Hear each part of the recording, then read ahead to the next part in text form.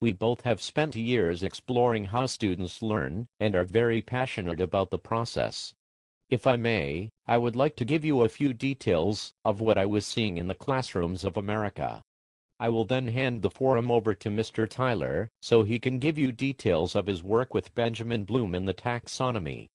I believed so strongly in the reform of American schools that I gave up my medical practice to devote myself to this cause. In 1892 I began a survey of American elementary schools which lasted from January 7th to June 26th and encompassed 36 cities.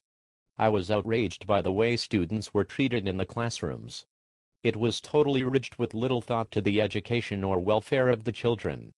Through all of the observations, I found that the key to student success lay in the techniques that were used in the classroom as well as a rational curriculum. Teachers need good training in pedagogy with competency in their subject matter. If I remember right, there was a huge firestorm of criticism which verged on hysteria. You are right, the biggest criticism was that I didn't have classroom experience, but there are some things that are just innately wrong, and it didn't take much to see what was happening. Basically, teachers were not used to being scrutinized. What I suggested is that reform needs to revolve around clearly expressed goals and in finding the measurement tools that would reveal whether those results have been realized. Thanks, Joseph. That moved right into my passion, which is measurement of standards and testing students. I grew up with basic values with a large family in Nebraska. I knew I wanted to be a teacher, and after getting my bachelor's degree I started teaching high school science.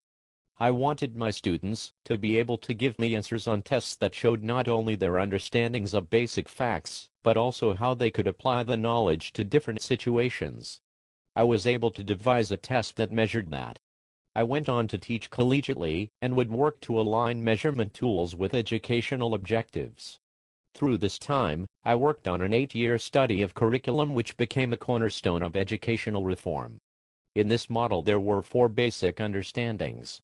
What educational purposes should the school seek to attain? How can learning experiences be selected and how will we attaining these objectives? How can learning experiences be organized for effective instruction? How can the effectiveness of learning be evaluated? To my delight, this became a huge influence on Benjamin Bloom and his taxonomy of behavioral dimensions. Basically, this reinforces the belief that objectives are fundamental expressions of behaviors that educators can observe.